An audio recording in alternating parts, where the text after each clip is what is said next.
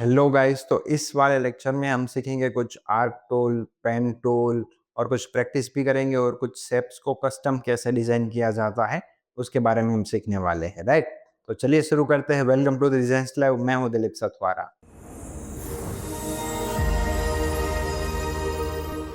तो जैसे कि आप स्क्रीन पे देख पा रहे हैं, तो आज के लेक्चर में हम इतनी चीजें प्रैक्टिस करने वाले हैं, राइट। तो सबसे शुरुआत करते हैं लाइन सेगमेंट टूल की। तो चलिए आ जाते हैं। तो ये जो हमारा पुराना क्या बोलते हैं शेप था, उसको रेड मार देते हैं, पुराने लेक्चर्स वाला। अब यहाँ पे लाइन सेगमेंट टूल है। तो लाइन सेगमेंट टूल आपको मिल जाएगा यहाँ पे। ये देखिए सबसे पहला यहाँ पे क्या होता है कि प्रीवियसली जो आपने टूल लिया होता है वो टूल आपको यहाँ से मिल जाता है। पर अगर लेट्स से मैंने आर्क शेप लिया तो यहाँ पे आर्क का रह जाएगा। जब मैं इलस्ट्रेटर बंद करके चालू करूंगा तो रिफ्रेश हो जाएगा, अदरवाइज वो यहाँ पे रहता है। और यहाँ पे आपको स्वेचेस रख देने हैं। अब शुरुआत करते हैं लाइन से। तो ये देखिए, अगर मुझे कोई लाइन ड्रॉ करनी है तो मैं इस तरीके से अगर नॉर्मली ड्रॉ कर सकता हूँ। और जब मैं शिफ्ट प्रेस करता हूँ तो देखिए एक एक एंगल पे ड्रॉ हो रही है पर्टिकुलर। देखिए इस एंगल पर ही होगी, इस एंगल पर ही होगी। और जब मैं शिफ्ट छोड़ देता हूँ तो मैं कहीं जगह पर कर सकता हूँ। तो मैंने शिफ्ट प्रेस करके यहाँ पे मैंने अपनी एक लाइन रख दी है। अब मैं इसका जो स्ट्रोक है वो 5 स्पीड कर देता हूँ ताकि आपको देखने में आसानी रहे। अब ये देखिए ये मेरी लाइन है। अब लेट्स से इस लाइन को मुझे बड़ी करना है तो मैं डायरेक्ट जो मेरा सिलेक्शन टूल है उससे भी बड़ी कर सकता हूँ, छोटी बड़ी। और मैं डायरेक्ट सिलेक्शन टूल सिलेक्ट करता हूँ तो भी मैं इसको सॉरी तो भी मैं इसके नोड को सिलेक्ट करके छोटी बड़ी करके कहीं पर भी ले जा सकता हूँ। यानी कि जो लाइन है वो हर एक चीज से मॉडिफाई कर सकते हैं। और मैं यहाँ अगर ये पॉइंट ऐड करना है एंकर पॉइंट, तो मैं यहाँ एंकर पॉइंट ऐड करके फिर ये सिलेक्शन टूल ले लेता हूँ या ए प्रेस कर सकता हूँ तो भी आ जाएगा। तो मैं उसको इस तरीके से भी कर सकता हूँ, राइट। और लेट्स से मुझे और एक ऐड पॉइंट करना है, और एक पॉइंट ऐड करना है, और एक। और मैं इसको डायरेक्ट सिलेक्शन टूल लेकर हर एक नोड को मैं ऐसे, ऐसे और इसको ऐसे और इसको ऐसे और इसको ऐसे। तो मैं इसे ज़िगज़ैग का पैटर्न भी बना सकता हूँ, मैं इसको नोड बना के। और मैं इसको ऐसे भी कर सकता हूँ, इसको यहाँ पे और इसको यहाँ पे क्लोज शेप। अब मैं इसको ऐसे भी कर सकता हूँ और अब मैं इसको फिल भी कर सकता हूँ। देखिए सॉरी यहाँ पे हाइलाइटेड है, इसको मैं ब्लैक ही रखना चाहूँगा। सॉरी मुझे सिलेक्ट करना पड़ेगा, मैं इसको ब्लैक ही रखना चाहूँगा। और यहाँ से मैं कलर सिलेक्ट करके इसको येलो कर सकता हूँ, रेड कर सकता हूँ। तो इस तरीके से मैं कोई शेप बनाने के लिए यूज़ कर सकता हूँ। उसके बाद है arc tool and pen tool. तो आर्क टूल बहुत ज़्यादा यूज़ का मुझे दिख नहीं रहा है, ये आर्क टूल है। तो अगर मुझे सेम हर एक टूल में सेम ही मेथड है इसमें, कि अगर मुझे इसमें कुछ बनाना है तो मैं इसके ऊपर क्लिक करूँगा तो मुझे ऑप्शन देगा और मैं डायरेक्ट पेस्ट कर सकता हूँ, अदरवाइज़ मैं ड्रैग एंड ड्रॉप भी कर सकता हूँ। ये देखिए, तो इस तरीके से मैं अपने पूरे के पूरे सारे के सारे ऑब्जेक्ट्स में इस तरीके से बना सकता हूँ। पर ये क्या है, चारों के चारों अलग है, राइट। और इसको मैं अगर फिल करता हूँ तो ये ऑब्जेक्ट अलग से ऐसे फिल होगा। क्यों? क्योंकि ये वाला शेप अलग है, ये वाला शेप अलग है, कोई भी शेप साथ में नहीं है। इसलिए मैं इनको फिलहाल तो नहीं कर सकता। इसको कैसे करेंगे वो मैं आपको सिखाता हूँ थोड़ी देर में। अब आ जाते हैं पेन टूल पे। तो यहाँ पे आपको मिलेगा पेन टूल। पेन टूल का शॉर्टकट है पी, राइट। तो अब मैं यहाँ से एक ऐसे सॉरी डायरेक्ट ऐसे नहीं सीखना चाहिए था। ओके, तो जब मैं इसको यहाँ से सिलेक्ट करता हूँ, कहीं पे भी क्लिक करता हूँ, तो मुझे यहाँ पर एक दूसरी नोड तक मैं जा सकता हूँ, और भी क्लिक करके, और भी क्लिक करके, और भी क्लिक करके, और इस तरीके से मैं शेप क्लोज करूंगा तो ये बन जाता है मेरा रेक्टेंगल। अब उसके अंदर मैं कलर भी फिल कर सकता हूँ, राइट। और अब बेस्ट चीज मैं आपको एक बताता हूँ पेन टूल की, कि पेन टूल में लेट्स से आपको इसके जैसा शेप बनाना है तो आपको क्या करना है, यहाँ पे सिलेक्ट किया, फिर आप यहाँ से ड्रैग करना है, वहां पे आपको क्लिक को होल्ड करके इसे ड्रैग करना है, राइट। देखिए अब यहाँ पे आपको होल्ड करना है, एक सेकेंड देखिए, यहाँ पे भी आपने होल्ड किया और आप यहाँ पे राउंड शेप कर सकते हैं। तो इस तरीके से आप कर सकते हैं। अब मैं इसमें आपको आपको एक ट्विस्ट दिखाता हूँ कि ये जो मेरा पेन टूल है, तो यहाँ से, यहाँ से, यहाँ से, यहाँ से, यहाँ से, यहाँ से, यहाँ से और यहाँ से ये शेप मेरा बन गया है। पर फॉर एग्जांपल मुझे इस शेप में कहीं पे एक गोलाकार शेप चाहिए तो मैं इसको ऐसे करना है, एक शेप लिया, दूसरी जगह पे अगर मैं इसको ड्रैग एंड होल्ड करके ड्रैग करके इस तरीके से राउंड शेप करता हूँ। अब जब मैं तीसरा नोड रखने जा रहा हूँ, तो मुझे गोल शेप में ही, राउंड शेप में ही दिखाता है, तो मुझे राउंड तो चाहिए नहीं। तो मैं क्या करूँगा, इसके जो ये नोड है उसके ऊपर क्लिक कर दूँगा, तो तब जाके क्या होगा, मेरा ये शेप आ जाएगा नॉर्मल वाला। ये देखिए यहाँ पे, अब ये देखिए यहाँ पे आ गया। समझ आ गया कि अगर मुझे राउंड शेप नहीं करना है तो मैं किस तरीके से करूँगा, राइट? देखिए इस तरीके से किया। अब लेट्स से मैं यहाँ पर भी एक राउंड शेप करता हूँ, पर अब मुझे राउंड नहीं चाहिए, तो मैं यहाँ पर राउंड नहीं करूँगा। पर अगर मेरी फिर से मेरी सोच बदल गई कि मुझे अब राउंड चाहिए था, तो क्या करेंगे? तो हम वापस से यही नोड पर एरो ले जाएँगे और क्लिक करके इस तरीके से ड्रैग कर लेंगे एरो को। तो ये एरो मैंने यहाँ ड्रैग किया था, तो उसके हिसाब से ये करके मुझे देगा। तो इसका जो ये हैंडल है, वो मुझे स्पेसिफाई करना पड़ेगा। ये देखिए, मैं यहाँ पर क्लिक करूँगा, तो ये ऐसे होगा, पर जब मैं इसका जो एरो है वो मैं खुद डिफाइन कर सकता हूँ। इसका जो इस टाइप का जो गाइड है वो मैं लेट्स से यहाँ रखता हूँ, तो मुझे उसके हिसाब से राउंड शेप मिलेगा, राइट? देखिए, अगर मैंने इसको इस हैंडल को, सॉरी कंट्रोल Z प्रेस कर रहा हूँ, अगर मैं इस हैंडल को मैं यहाँ पर छोड़ता हूँ, तो मुझे इस तरीके से शेप मिलेगा। तो मेरे ऊपर डिपेंडेंसी है कि मैं इस नोड को कहाँ पे छोड़ रहा हूँ, उसके अकॉर्डिंग मुझे यहाँ पर शेप का आउटपुट मिलेगा, राइट? होप आपको पता चल गया होगा कि पेन टूल कैसे काम करता है। अब उससे आगे बढ़ते हैं layer forward and backward. Okay, तो मैं एक काम करता हूँ, सॉरी, वी टूल लेकर इन सब को डिलीट मार देता हूँ। कभी कभी क्या होगा कि ये सिलेक्शन टूल है, तो मैं इसका शॉर्टकट वी है, तो जब मैं ऐसा बोलूंगा वी टूल, वी, तो उसका मतलब सिलेक्शन टूल होगा, तो उसका मतलब मैंने वी टूल सिलेक्ट कर लिया है। ये अभी इसको मैं कलर कर रहा हूँ आपको समझाने के लिए कि लेयर कैसे बनेंगे। और ये देखिए, इसको करेंगे ब्लू। पिंक अच्छा नहीं लग रहा, लड़कियों वाला कलर लग रहा है, ब्लैक कर देते हैं। ओके, तो ये बहुत मस्त कलर कॉम्बिनेशन है। तो ये 3 ऑब्जेक्ट आपको दिख रहे हैं। तो इसमें आप जैसे देख सकते हैं, सबसे पीछे ब्लैक है और ये वाला सबसे मिडल में है और ये वाला सबसे आगे है। जब मैं कंट्रोल प्रेस करके कोई भी ऑब्जेक्ट को सिलेक्ट करता हूँ, यहाँ पे मैं लेयर्स में चला जाता हूँ, तो मुझे यहाँ पर दिखेगा, ये तीनों लेयर्स मुझे यहाँ पर दिखेंगे। अब मेरा ये वाला ऑब्जेक्ट सिलेक्टेड है और आप जैसे यहाँ पे देख सकते हैं ब्लू सबसे ऊपर है, तो ब्लू को पीछे ले जाने के लिए मुझे कंट्रोल प्रेस करके ये जो ब्रैकेट है वो प्रेस करना है, ब्रैकेट वाला जो एंटर के जस्ट ऊपर होता है, जो कर्ली ब्रैकेट और स्क्वायर ब्रैकेट वाला बटन होता है ना, वो वाला। जैसे मैं इसको पीछे मतलब पहला वाला ब्रैकेट दबाता हूँ जो स्टार्ट होने वाला, तो मुझे पीछे लेकर जाता है, और मैं अगर पीछे वाला ब्रैकेट प्रेस करता हूँ तो आगे हो जाता है। तो अगर मुझे अपने लेयर को आगे पीछे करना है, तो इस तरीके से मुझे शॉर्टकट ले जाना है, राइट? और कौन सा आपको शॉर्टकट चाहिए, तो मैं यहाँ पे आपको लिख देता हूँ, CTRL कंट्रोल प्लस और ये वाला। देखिए, मैं यहाँ पे शॉर्टकट इसलिए लिख रहा हूँ ताकि आपको पता चले। यहाँ पे टेक्स्ट टूल आया नहीं है ये वाला, हम समझाएँगे बाद में।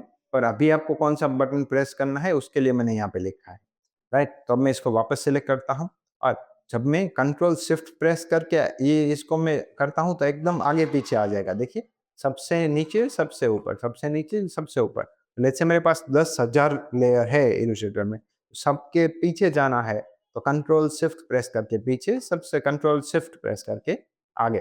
तो सबसे आगे ले जाने के लिए ये है और उसमें इसमें शिफ्ट, देखिए, तो ये है। तो कंट्रोल प्रेस करोगे तो एक-एक करके पीछे जाएगा, और अगर आप शिफ्ट कंट्रोल दोनों प्रेस करोगे तो सबसे पीछे, सबसे आगे। कीप स्मार्ट गाइड ऑन, और जो मैंने पिछले लेक्चर में बताया था, यहाँ से आपको स्मार्ट गाइड ऑन रखनी है ताकि जब आप लेयर को यहाँ से देखिए चिपक जाता है। अगर मुझे इन दोनों के कॉर्नर्स मिलाने हैं, देखिए अगर मुझे इन दोनों के कॉर्नर्स मिलाने हैं तो मैं इसको ड्रैग एंड ड्रॉप करके इस तरीके से कॉर्नर भी मिला सकता हूँ। पर अगर मेरा जो स्मार्ट गाइड है वो बंद है तो ये एग्जैक्ट टच टू टच नहीं होगा। मैं इन दोनों का स्ट्रोक हटा देता हूँ तो आपको पता चलेगा। ये देखिए, है ना? एकदम टच टू टच है। पर स्मार्ट गाइड ऑफ होगा तो वो नहीं हो पाएगा। अब आ जाता है मिरर इफेक्ट। डन। तो अब मैं लेट्स से इन तीनों को डिलीट कर देता हूँ, इनको भी मैं डिलीट कर देता हूँ। अब मुझे 2 ऑब्जेक्ट हैं यहाँ पे, ये दोनों। मैं अगर मुझे उसको ग्रुप करना है तो कंट्रोल जी प्रेस करूँगा। तो ये देखिए यहाँ पे ग्रुप बन गया है। जैसे ही मेरा ग्रुप बन गया मतलब मैं किसी एक को सिलेक्ट करूँगा तो दोनों ही सिलेक्ट होंगे, एक का ऑप्शन आता नहीं, राइट? ये देखिए। अब फोकस, फोकस एरिया क्या होता है मैं आपको समझाता हूँ। तो ये ग्रुप है, तो ग्रुप में लेट्स से मुझे इसको बड़ा करना है पर्टिकुलर, मतलब मैं बाहर क्लिक करता हूँ, तो लेट्स से मुझे ब्लैक वाले ऑब्जेक्ट को बड़ा करना है तो मैं किस तरीके से कर पाऊँगा? क्योंकि ये तो ग्रुप है, अगर मैं छोटा करूँगा तो दोनों छोटे होंगे, बड़ा होगा तो दोनों बड़ा होगा। तो लेट्स से मुझे कोई एक ग्रुप को फोकस में लाना है, दोनों इतने सारे ग्रुप में से उसको फोकस में लाना है, तो मुझे उसके ऊपर डबल क्लिक करना है। तो अब मैंने इस जिसके ऊपर डबल क्लिक किया है, उसकी मुझे फुल ऑथोरिटी मिलती है कि उसको मैं किसी भी तरीके से मॉडिफ़ाई कर सकता हूँ।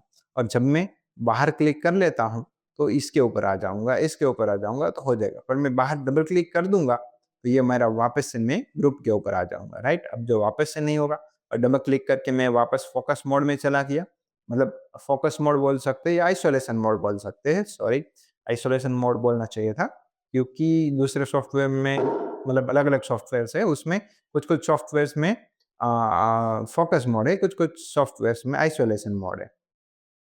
तो देखिए ये मैं चला गया हूँ आइसोलेशन मोड में। आइसोलेशन मोड मतलब ये सिर्फ़ इसके लिए एप्लीकेबल है, इसको मैं कुछ नहीं कर पाऊँगा, राइट? और जब मैं इसको सिलेक्ट करूँगा तो आइसोलेशन मोड इसके लिए एक्टिव हो जाएगा। तो जब मैं इसको मॉडिफ़ाई कर पाऊँगा, इसको भी कर पाऊँगा, और जब मैं बाहर 2 बार डबल क्लिक करता हूँ तो मैं आइसोलेशन मोड से एग्ज़िट हो जाऊँगा, अब कुछ नहीं हो पाएगा, राइट? अगर किसी आपको ग्रुप को अंदर-अंदर जाकर मॉडिफ़ाई करना है तो उसके ऊपर आपको क्लिक करते जाना है, ओके? अब आता है मिरर इफ़ेक्ट। तो अब लेट्स से ये सॉरी, ओके, लेट्स से अब ये वाला जो ऑब्जेक्ट है, तो इसको मुझे मिरर इफ़ेक्ट में देना है। तो इसको मैं राइट क्लिक करूँगा, ट्रांसफ़ॉर्म में दूँगा और यहाँ पे रिफ्लेक्ट में दूँगा। ये देखिए, और इसको जो मैं रिफ्लेक्ट देता हूँ, तो यहाँ से हॉरिज़ॉन्टल या वर्टिकल या फिर कैसे करना है, वो इसमें एक एक्चुअली आपको समझ नहीं आएगा, रुकिए। मैं एक काम करता हूँ, एक कार का इमेज ले लेता हूँ, तो आप आसानी से समझ पाएँगे। ओह! महिंद्रा, महिंद्रा नाइनीज़। ओके, तो ये ऑब्जेक्ट है, इसको मैं राइट क्लिक करूँगा, ट्रांसफ़ॉर्म करूँगा और रिफ्लेक्ट करूँगा। तो ये देखिए, रिफ्लेक्ट होगा। अगर मैं हॉरिज़ॉन्टल करता हूँ, तो ऐसे ऊपर-नीचे होगा, और मैं वर्टिकल करता हूँ, तो ऐसे होगा। अब मुझे उसकी कॉपी लेनी है या फिर उसको ही रिप्लेस करना है, ओके प्रेस करूँगा तो वो रिप्लेस होगा, कॉपी करूँगा, ये देखिए कॉपी हो जाएगी। तो ये पीछे वाली हो गई और ये आगे वाली हो गई, दोनों को बीच में ले लेता है, देखते हैं। तो आप समझ गए होंगे, देखिए दोनों कार ऐसी लग रहा है सामने-सामने पार्क करी हो वैसा। तो अगर आपको किसी भी ऑब्जेक्ट का रिफ्लेक्स लेना है तो आप इस तरीके से ले सकते हैं, राइट? अब आ जाते हैं वापस पे जॉइन पॉइंट्स, बराबर? तो जॉइन पॉइंट्स कैसे लेंगे? तो यहाँ पे मैंने प्रोसीजर भी लिखी है ताकि आप कभी देखो तो आप भूल ना जाओ। मतलब आप अगर वीडियो के स्टार्टिंग में ही ये वाला आपको पूरा सारे टूल्स देखने को मिल जाएँगे, और अगर आपको लेट्स से इन फ्यूचर में कभी आपको ऐसा लग रहा है कि जॉइन कर्व कैसे था? तो आप हमारे यूट्यूब में वीडियो में जाके स्टार्टिंग में ही स्लाइड देखेंगे, तो आपको यहाँ से डायरेक्ट ऑप्शन मिल जाएगा देखने को, राइट? अब चलो इसको हटा देते हैं। अब मैं यहाँ से पेन टूल लेता हूँ और मैं यहाँ से एक ऐसा शेप बनाता हूँ, ओके? इसको मैं वापस से, ओके, वापस से,